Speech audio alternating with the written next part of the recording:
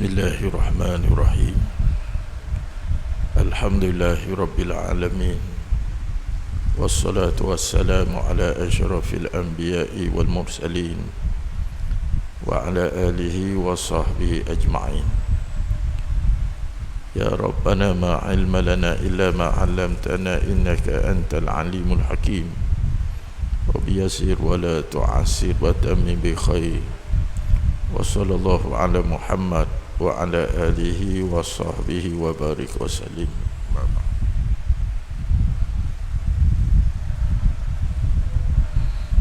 Dan saya kasihi para imam, bila dan semua kaki tangan masjid, semua ahli jawatan kuasa masjid, muslimin, muslimat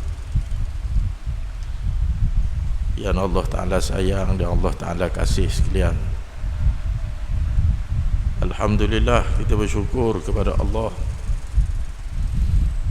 kerana pada malam ini sekali lagi kita menjadi hamba yang terpilih untuk berada di rumah Allah dan juga untuk berada dalam majlis ilmu ini. Mudah-mudahan mendatangkan manfaat kepada saya dan juga mendatangkan manfaat untuk kehidupan kita selepas daripada kita dimatikan oleh Allah Subhanahu wa ta'ala. Seperti mana yang saya sering sebut, orang yang boleh duduk di surau di masjid dan dalam majlis ilmu, majlis Quran ini ialah kerana sebab Allah Ta'ala sayang. Walaupun kadang-kadang duduknya tak lama, lebih kurang 1 jam, kalau semayang tu lebih kurang 5 minit. Tetapi masjid surau inilah tempat yang paling susah orang Islam nak mari. Bukan orang kafir. Orang kafir tak mari dah. Tempat yang paling susah orang Islam nak mari ialah surau masjid, walaupun percuma. Panggung wayang kena bayar, tapi mudah dah nak pergi. Mudah dah nak pergi. Mudah walaupun kena bayar. Kita boleh duduk dalam panggung wayang gelak gelemak 2-3 jam boleh duduk lagi, tak ada masalah. Dalam stadium kita boleh duduk walaupun 2 jam, kena bayar. Tak ada kipas dalam stadium, tapi orang boleh duduk. Orang boleh pergi lebih mudah daripada mari masjid, mari surau. Sebab apa? Sebab fa'lam bi annaka 'abdun ahabbakallah. Orang yang boleh mari surau, mari masjid kerana Allah Ta'ala sayang. Kerana itulah disebut dalam hadis yang lain, ada 7 golongan yang akan Allah Ta'ala beri perlindungan arasy di saat manusia panah di padang mahsyar. Ada 7 golongan yang akan Allah Ta'ala beri perlindungan arasy. Dia tak rasa panah tak kala berada di padang mahsyar, sedangkan duduk di padang mahsyar ni panah berdakwah lalu, seolah-olah matahari tadi duduk sejeka atas kepala. Rasul kata mengalir peluh kita ni sampai 7 hasta ke dalam tanah kerana terlalu panas. Orang tak sanggup duduk di padang mahsyar. Masing-masing minta dipercepatkan hisab sehingga mereka pergi jumpa Nabi Ibrahim, pergi jumpa Nabi Adam, pergi jumpa Nabi Musa, merayu Minta Nabi-Nabi dan Rasul-Rasul alaihi wassalatu wassalam ini mengadu kepada Allah agar dipercepatkan hisab. Nabi kata ada 7 golongan walaupun dia duduk di padang mahsyar, tapi Allah Ta'ala beri dengan perlindungan aras. Dan di antara 7 golongan itu ialah orang yang Allah Ta'ala pilih duduk di surga di masjid. Rajulun mu'allakun qalbuhu bil masajid. Nabi kata. Jadi alhamdulillah Allah Ta'ala tambah hati kita dengan surga masjid ni. Kerana itu saya sebut alhamdulillah, kerana Allah Ta'ala sayang pada kita. Kerana itu Allah Ta'ala pemudahkan urusan kita mari surga, urusan kita mari masjid, urusan kita beriktikaf, urusan kita untuk berada dalam majlis ilmu. Walaupun kadang-kadang kita fikir tak menasabah, tempat paling susah bagi orang Islam tu mari surga, mari masjid, tapi itulah hakikat dia. Tempat lain mudah, pergi kedai makan mudah, sebut saja nak mari surga, mari masjid 40 kali mikirlah nak mari ke dok. Ini susah Ustaz.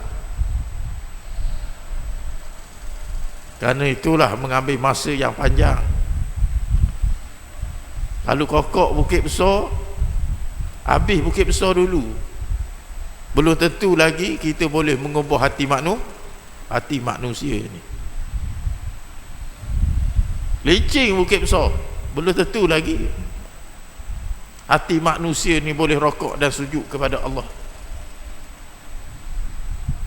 Nak tunjuk susahnya untuk mengubah hati manusia. Kerana itu Tuhan kata ubah hati manusia ni, mu jangan fikir itu kerja aku, kerja Allah. Kerja Allah, bukan kerja kita. Kamu Nabi, kamu Rasul, kamu Ustaz, kamu ulama, khabar saja, beri tazkirah, beri peringatan. Ada pun kerja mengubah hati manusia ni kerja Tuhan. Lama mana Tuhan nak, kita serah kepada Allah Subhanahu wa ta'ala. Jadi tuan-tuan yang dirahmati Allah, pada bulan yang sudah kita telah membaca hadis yang kedua. Hari ini kita cuba lihat hadis yang hadis yang ketiga. Sebelum ni kita telah baca. Hari ini kita cuba melihat hadis yang keempat. Hadis yang ketiga ialah berkenaan dengan serengang-rengang azab neraka yang Allah Ta'ala sediakan. Nu'man bin Bashir radhiyallahu anhuma qala Rasulullah sallallahu alaihi wasallam, inna ahwana ahli an-nar adzaban yaumal qiyamah la rajulun yud'u fi akhmasid qadamayhi jamratan yaghli minhuma dimaghu ma yara anna ahadan ashadu minhu adaba wa innahu la ahwanuhum adaba. Rasulullah kata sesungguhnya serengang-rengang sesaan ahli neraka pada hari kiamat ialah seorang lelaki yang Allah Ta'ala meletakkan di bawah tapak kaki dia 2 biji batu jamrah, 2 biji batu, dan sebiji batu ni lebih kurang sebesar ibu jari ni. Jamratan. Batu ni tuan-tuan ialah batu yang dipanas dalam neraka. Batu yang dipanas dalam neraka. Besar dia sebesar ni saja, ibu jari kita ni, 2 tin. Lalu dia letak di bawah 2 telapak kaki. Ini serengang-rengang azab ke atas seorang lelaki ketika mana hari kiamat. Apa kesan dia? Yaghli min huma dimaghuh, bila letak batu tadi ataupun yang batu yang telah dibakar dalam neraka tadi, letak bawah tapak kaki keduanya, yaghli min huma dimaghuh, menyebabkan ni kepala otak ni, otak yang duduk dalam ni habis mendidih belaka, mendidih kepala otak ni. Ini bukan letak dalam neraka, baru ambil bara neraka sebesar apa, ibu jari, letak bawah kaki. Cuba bayanglah tuan-tuan, kalau kita dia sumbat terus dalam neraka, hak serengan-rengan azab yang Allah Ta'ala sediakan kepada ahli neraka, sehingga Nabi kata ma yara anna ahadan asyhadu minhu wa innahu la ahwanhum adaba. Kalau tengok dia ni, keadaan dia tak kala dia letak di bawah dia ni bara neraka, seolah-olah orang kata tengok dia, itulah azab yang paling seksa dalam neraka. Sedangkan itu adalah serengan-rengan azab. Rasul kata, orang tengok ni duk kira bahawa ini azab yang paling teruk sekali, tapi Nabi kata wa innahu la ahwanuhum azaba, sedangkan itulah azab yang paling ringan yang disediakan kepada ahli neraka. Wa a'yazubillah. Di antara orang yang mendapat sisaan azab ini ialah pak saudara Rasulullah sallallahu alaihi wasallam, iaitu Abu Talib. Ini kerana itu jangan kita duk main-main dengan api neraka ni. Dah apa? Kita kata dah apa? Kalau masuk neraka pun sebetul je. Kadang-kadang ada juga ustaz yang mengajar ke macam mana Haji Mat, ada kata lagi kita ada iman, jangan bimbang, kau masuk neraka pun sebetul je. Lagi ada iman, kau kita masuk neraka sebetul, jangan bimbang. Lah pulak dah.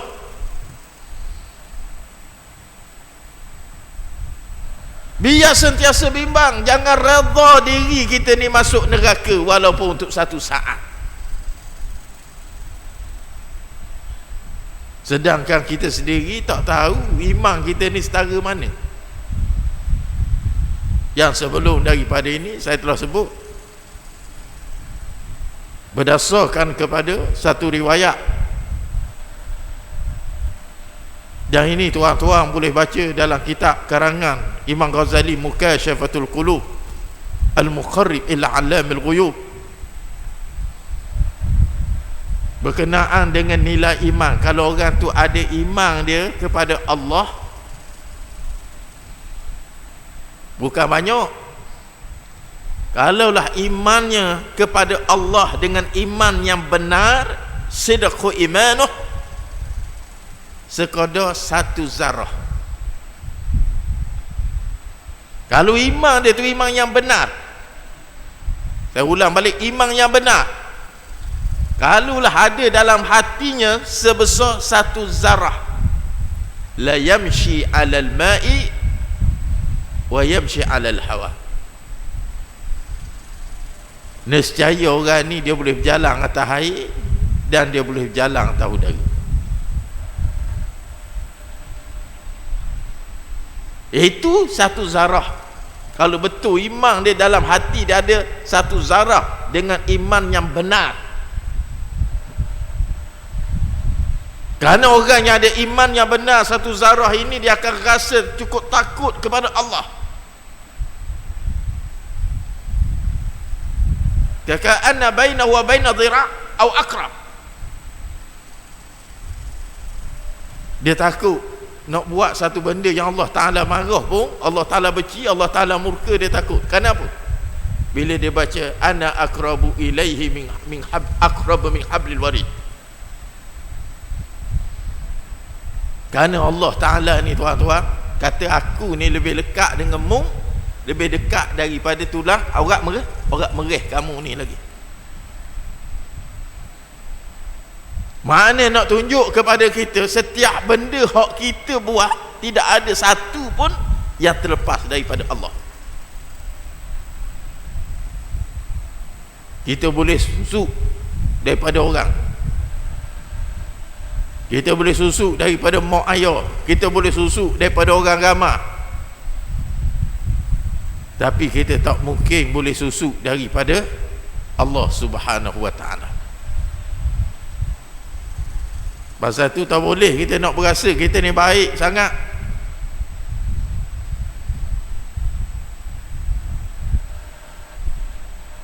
Kerana Allah Ta'ala mengetahui keaiban dan keburukan kita.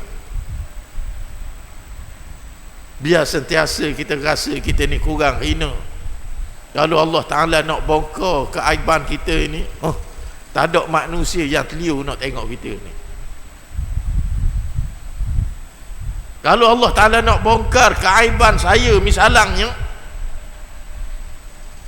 boleh jadi tak ada seorang tuan-tuan yang sanggup duduk dalam kuliah maghrib malam ni. Kerana keaiban kita ni, kalau kita nak hitung satu-satu, banyak, tapi ditutup oleh Allah Subhanahu wa ta'ala. Li huwa a'lamu sirran wa akhbar.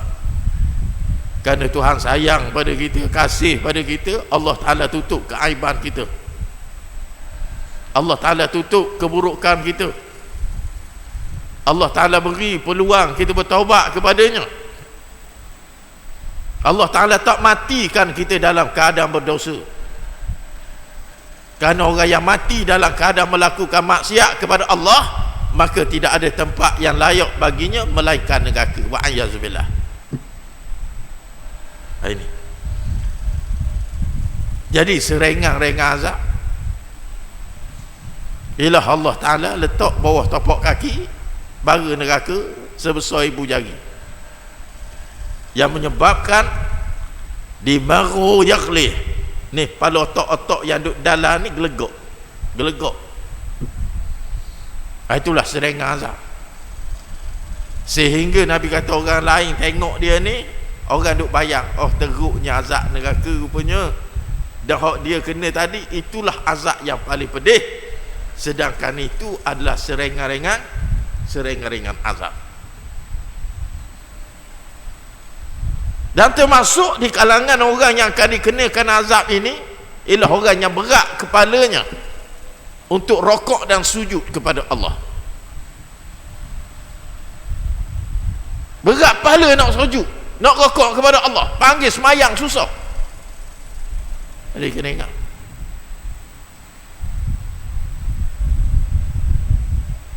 dia tak berasa panggilan Allah. Orang panggil tuan-tuan jepuk, dia kata, hei, malam Jumaat ni mari rumah lepas isyak. Ibrahim pun tanya, ada buat benda Haji Agung? Haji Agung kata ada sembelih kambing seekor. Mari lah, mari lah. Pasal apa? Pasal Haji Agung sembelih kambing. Boleh jadi dia buat gula, boleh jadi buat nasi arang, tak tahu. Agak-agak perasaan kita nak pergi, sedangkan nasi arak, kambing bakar, kambing gula ni kegemaran kita, rasa mudah nak pergi. Hari Selasa confirm lagi dengan Haji Agung, jadi tak Haji melih kambing ni? Haji Agung kata, berapa tak jadi? Jadilah. Hari Rabu tanya lagi, Haji jangan gurau, jadi tak ni? Haji Agung kata, jadilah. Pagi hari Khamis tanya lagi, Haji malam ni jadi ke tak kambing ni? Haji Agung kata, tak akan royak dah, kamu jadilah. Pasal apa? Pasal kegemaran dia makan kambing dan suka sangat kalau boleh makan nasi arak.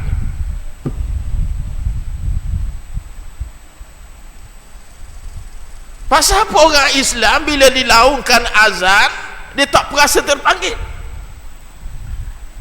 Sedangkan yang panggilnya bukan Haji Agung, yang jemput dia bukan Haji Agung, yang jemput dia siapa? Allah.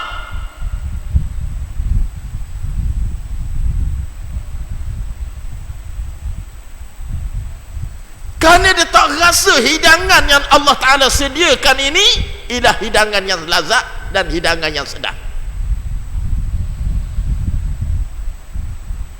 Sedangkan inilah hidangan yang disebut hayya 'alal falah, hidangan yang akan menyelamatkan kamu tak kala kamu berada di padang mahsyar. Lepas tu disebut hayya 'alas salah thumma hayya 'alal falah.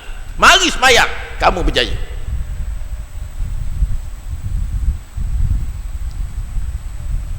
Inilah beberapa benda yang kadang-kadang kita tak nampak dalam kehidupan kita.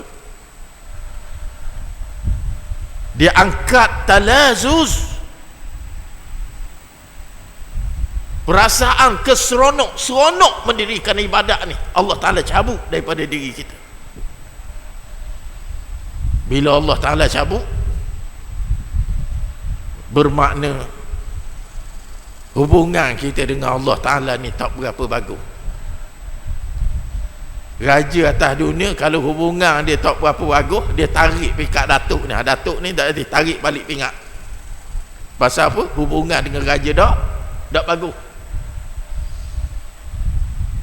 Dan apabila hubungan seorang manusia dengan Tuhan ni tak bagus, Allah Ta'ala hilangkan talazuz,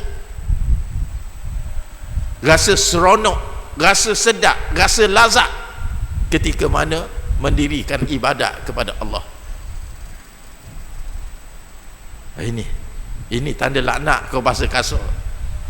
Bila Allah Ta'ala nak laknat seorang manusia, seorang hamba, maka benda yang pertama Allah Ta'ala akan buat ialah hilang talazuz. Ini. Jadi kerana itulah tuan-tuan yang dirahmati Allah, pada bulan yang sudah kita mengatakan, maka hendaklah kita jaga diri kita ini daripada kemurkaan Allah.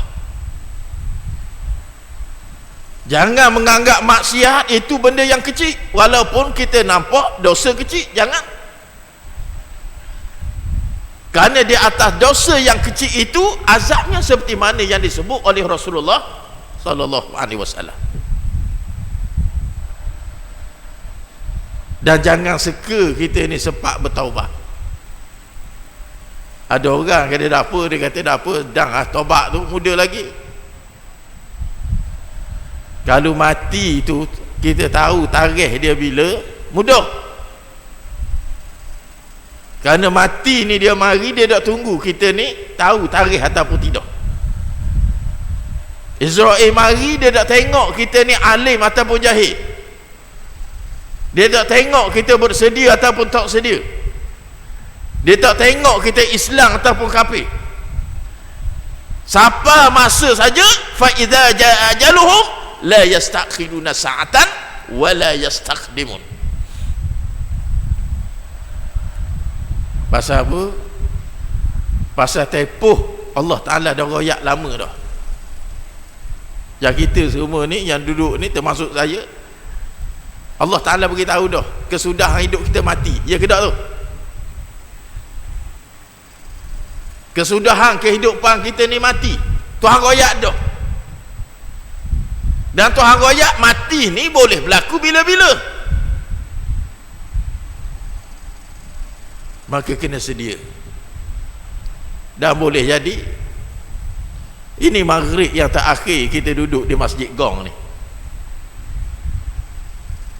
Ini boleh jadi maghrib yang terakhir ataupun isyak yang terakhir. La ni wala na'na. Jangan duk seka esok lagi kita hidup ni. Oh, Ustaz, saya muda lagi, patut tu imam lah mati dulu. Mati ni bukan kerana sebab tua. Mati kerana sebab ajal. Bila siapa ajal, anak dalam kandungan pun boleh mati. Ini kena ingat.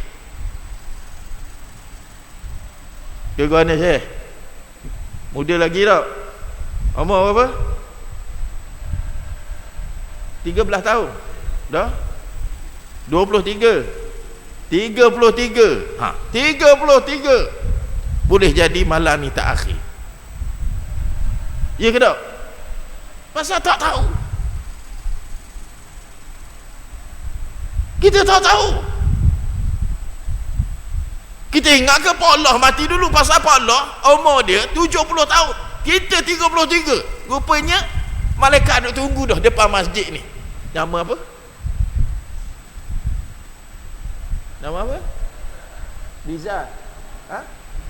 Liza. Ha. Ada dah tu duk senara nama malaikat Israel ni. Tunggu tubik je. Ada tubik dah malam ni. Hari ni kita tak tahu tuan-tuan. Kerana itulah kena jaga semua apa saja yang kita buat. Kalau ada dosa, berasa ini dosa, ini bermaksiat, ini kemurkaan Allah. Innallaha yuhibbut tawwabin wa yuhibbul mutatahhirin. Masa segeralah bertaubat kepada Allah. Segera bertaubat. Jangan tunggu tu bulan Ramadan, jangan tunggu nisfu Syaban. Kerana Tuhan suka orang yang segera bertaubat kepada Allah. Pasal tabiat orang Melayu ni suka tangguh. Tinggal puasa pun dia tunggu bulan Syaban tahun depan baru nak qada.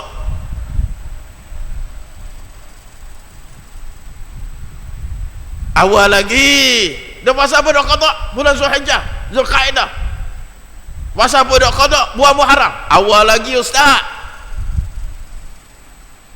Pasal dia ingat lepas daripada Syaban Ramadan, maka dia nak pulung bulan Syaban. Sedangkan ajar dia boleh jadi bulan Rabiul Awal. Dalam keadaan Allah Ta'ala beri kewarasan, Allah Ta'ala beri masa, tiba-tiba tak diqada puasa yang telah ditinggalkan. Ini dosa besar.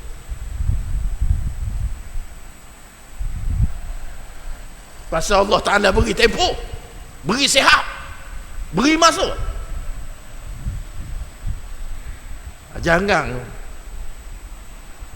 dia duduk ikut budaya kita ni, perangai kita. Bila nak qada, kita akan cari bulan Syaban. Sedangkan ajar kita boleh jadi bulan Muharram ataupun Rabiul Awal. Segera bertaubat kepada Allah. Mudah-mudahan Allah Ta'ala menerima taubat kita dan menjadikan kita di kalangan orang-orang yang soleh. Hadis yang keempat, tuan-tuan yang dirahmati Allah. Merompok sebilah kayu siwak sudah boleh membawa masuk neraka. Nabi cerita benda yang rekah-rekah je. Orang yang mengambil kayu siwak. Kayu siwak ni kayu sugi lah, yang bukan hak dia. Walhal kayu siwak ini tuan-tuan, berapa sangat harga dia? Berapa harga dia? Kalau pergi Mekah 10 riyal dia bagi kita setambung. Ya tak tu? Setambung. Kalau hak siwak betul boleh jadi 10 riyal sebatang. Pasal kadang-kadang ada kita ni dia cari nak buat balik ke rumah ni, dia cari hak banyak. Dia tanya berapa ni, orang ni kata ini kayu benda, kayu sugi, kayu sugi. Orang puang gajilah kena lebong ni, kayu sugi, kayu sugi. Siti Rahmah ini bagus, ini bagus. Dah panggil Siti Rahmah, ini Malaysia bagus. Beli selalu. Beli 10 riyal, setambung buat balik kah ketung. Habis rosok, habis gigi. Pasal apa? Kayu siwak dia ni wangi. Dia tak sekerah akar tadi tu, dia wangi. Ini kayu siwak, kadang-kadang RM10 sebatang. Apa yang saya nak cerita di sini ialah khabar daripada Nabi SAW. Orang yang mengambil kayu siwak ataupun kayu sugi yang bukan haknya, memadai untuk dia dimasukkan ke dalam neraka. Masya Allah. Ini tak tunggu ambil barang mahal. Masalah hudud tu masalah lain, masalah dosa yang menghumbang dalam neraka. Kalau curi kayu sugi tak kena lagi potong tangan, pasal harga dia 10 ringgit. Tapi berdosa ke tak? Berdosa. Kita mari masjid, bila mari masjid tengok selipar comel, sungguh selipar ni, ada kata selipar comel ni boleh jadi selipar tu imam ni ke guna Ustaz? Ni selipar tu imam ni. Ada kata curilah selipar tu imam ni. Jarang tu imam kita pakai selipar sampai 1,000. Ustaz pakai selipar berapa harga Ustaz? Murah je. Haji murah juga, 400. Ingat 400 debur dek. Kita kata selipar lah habis mahal RM30. Kita kata selipar tu imam RM30. Tu imam pun mari kita pun kenang sangat dah selipar Adidas tu imam ni RM30.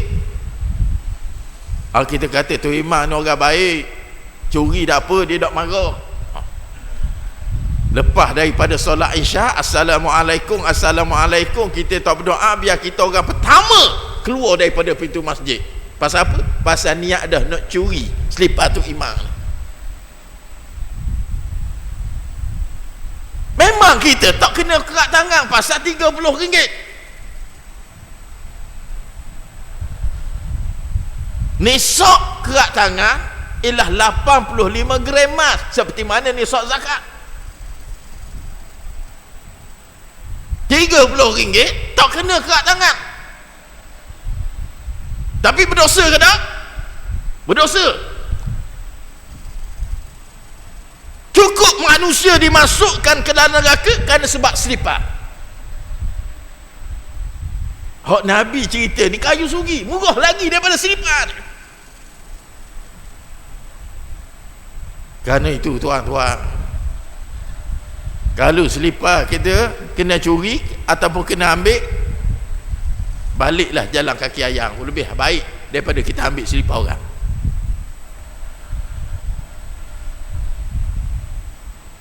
Kadang-kadang saya cerita ni betul-betul.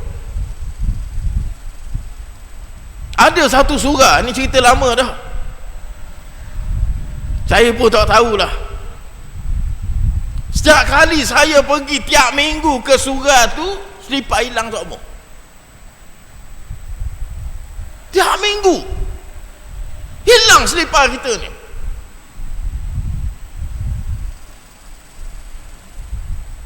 Minggu pertama ingat kau boleh jadi tukar Ustaz. Dia tukar ni. Pergi minggu depan hilang pula. Dalam hati ni boleh jadi tukar ni. Pergi minggu depan hilang pula. Cukup 1 bulan, tiap-tiap minggu hilang selipar pergi surah tu. Tak tahulah dia nak goreng, dia nak gula, tak tahu. Bulan depan saya sapa surah tu, lipas saya tak dalam kereta, jalan kaki tu. Pasal ada hak jenis curi ni, curi selipar. Memang boleh jadi ustaz kata, ustaz tak marah, tu imam tak marah, tak mana sabar ustaz marah, tak mana sabar tu imam marah. Kalau basuh kapung, kalau marah so jadi imam lah. Gitu. Tapi berdosa ke tak? Berdosa. Berdasarkan hadis Nabi sallallahu alaihi wasallam. An Abi Umamah Iyas bin Sha'labah bin Tha'labah Al-Harithi radhiyallahu anhu anna Rasulullah sallallahu alaihi wasallam qala man iqtata'a haqqa imri'in muslim bi yaminihi faqad aujaballahu lahu nar wa harrama alaihi al-jannah.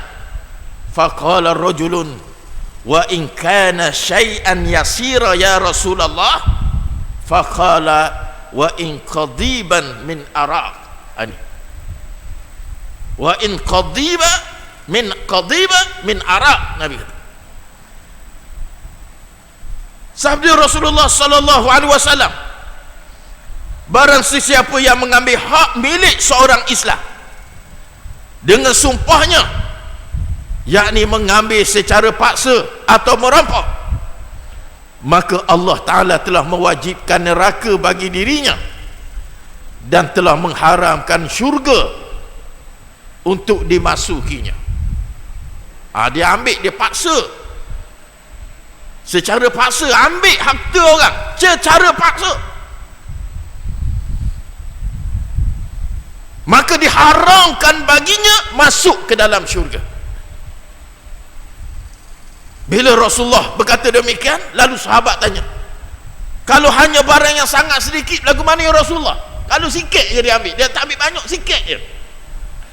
Lalu Rasulullah kata, walaupun hanya sebilah kayu sugi, haram juga kamu masuk neraka, masuk syurga.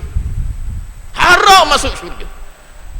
Ini pasal tu kita ni kadang-kadang tuan-tuan nak buat rumah, kita kena jaga. Kita nak buat rumah, kita kena jaga, takut ambil tanah orang. Satu jekal ambil tanah orang, tak masuk syurga kita ni. Pasal ada orang kita, dia kata biar, pasal dia orang gedebek, ada ingat bila dia ambil tu orang tak marah, orang takut ke dia, pasal dia orang beken sekali dalam kampung.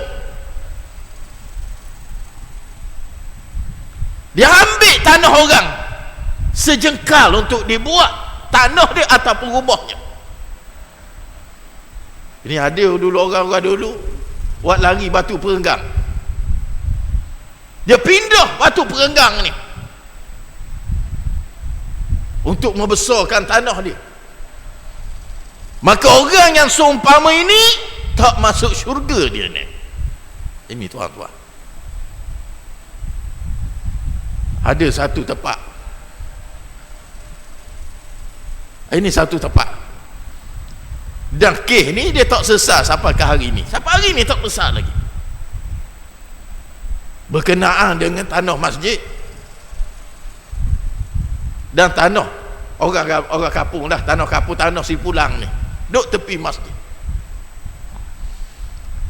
Oleh kerana orang tu dia kata dia nak jual lah tanah dia. Contohnya tanah ni macam ni Ustaz, ni tanah ni, dia kata saya nak jual tanah saya sebahagian, dan dia royak lah sebahagian ni, kalau besar meja ni dia royak dah, sebahagian ni dekat ni, bukan separuh, mana sebahagian ni saya nak jual, sebahagian ni dekat ni, dia tanda dah mana saya nak jual, setakat ni je, setakat ni sebahagian, mana penjual tanda dah saya nak jual ni setakat ni, dan pembeli tahu ini setakat ni. Nampak ni? Lalu berlaku akad jual beli, penjual jual setakat ni dan dipersetujui oleh pembeli setakat ni, belilah. Bila pergi jabat tanah, royaklah ke jabat tanah bahawa dia telah membeli sebahagian daripada tanah. Orang kerja jabat tanah faham, sebahagian tu masuk dia separuh. Jadi ukuran tadi dibuat separuh, mana dia tanah tadi yang sepatutnya 1/3 ataupun 1/4, mana dah jadi separuh. Bila separuh, maka kena dengan masjid,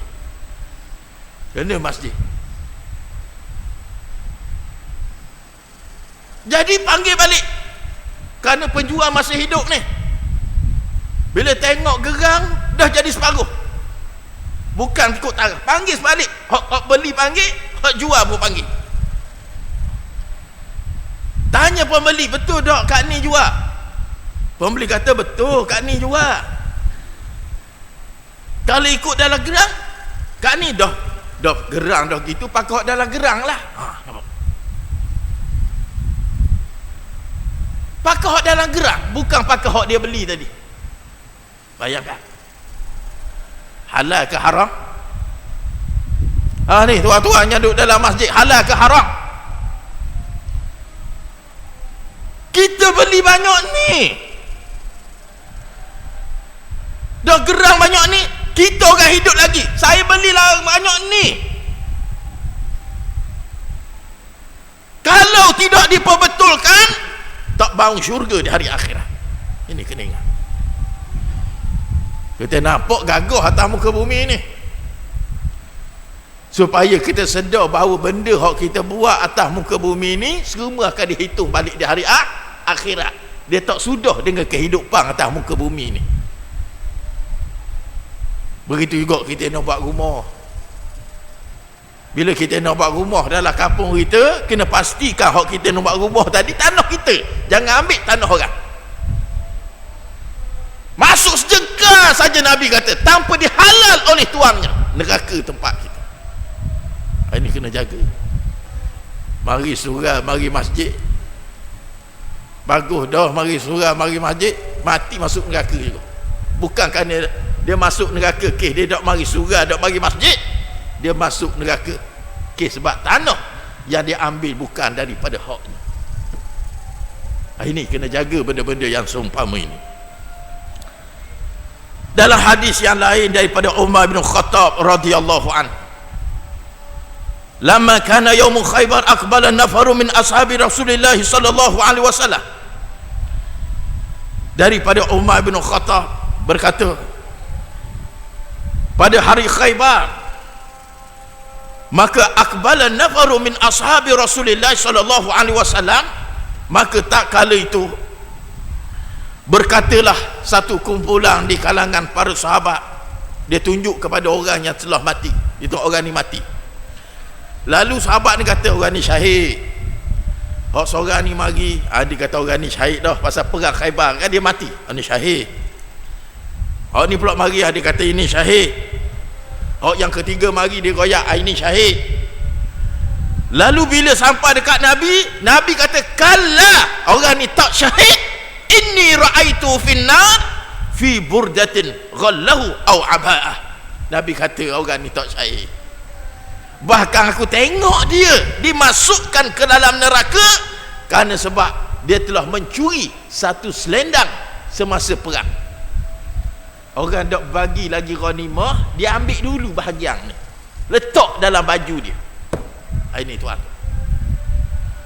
masih dalam keadaan perang, dia ambil dulu ni, letak hak benda ghanimah, walau perang lagi ni, dia ambil dulu letak dalam poket dia. Lalu dia dibunuh. Orang lain kata dia syahid belakang ni, syahid. Nabi kata kalla, dia tak syahid. Nabi kata aku melihatnya berada dalam neraka kerana sebab burdah yang telah dicuri semasa perang. Masya Allah. Orang yang duduk perang sabir tuan-tuan tak masuk syurga. Kerana apa? Kerana sebab mengambil bukan haknya ketika apa? Ketika perang. Untuk menjadi pengajaran kepada kita, kalau barang bukan hak kita, jangan kita ambil walaupun sebiji apple. Cuba kita pergi kedai orang jual buah, kita pergi kedai orang jual buah, nak rasa boleh, mesti dapat izin daripada tuan hak jual tadi. Boleh tak saya nak rasa buah ni? Dia kata ambil lah rasa buah cik. Baru rasa. Jangan ambil rasa dulu, masang. Tak jadi beli temu lagi, pergi kedai lain pula, ambil dulu, masang. Orang yang seumpama ni tak masuk syurga. Ingat, dia boleh nak kecap, minta izin daripada tuang dia. Kalau tuang dia kata minta maaf lah, tak boleh rasa, tak boleh. Jadi ini tuan-tuan, jadi rahmati Allah, apa yang disebut oleh Rasulullah ini kita kena jaga. Walaupun sekadar kayu sugi, kalau bukan hak kita, tak bau syurga kita di hari akhirat. Mudah-mudahan Allah Ta'ala pelihara kita daripada dosa yang seumpama ini dan menjadikan kita sebaik-baik manusia yang beramal insya-Allah. Bismillahirrahmanirrahim. Alhamdulillahi rabbil alamin. Wassalatu wassalamu ala asyrafil anbiya'i wal mursalin wa ala alihi wa sahbihi ajma'in. Allahumma ati anfusana taqwaha fazakkiha anta khairu man zakkaha anta waliyuha wa maulaha Allahumma arfa' maktaka wa ghadabaka anna, Allahumma la tusallit alaina bidunubina man la yakhafuka wa la yarhamuna.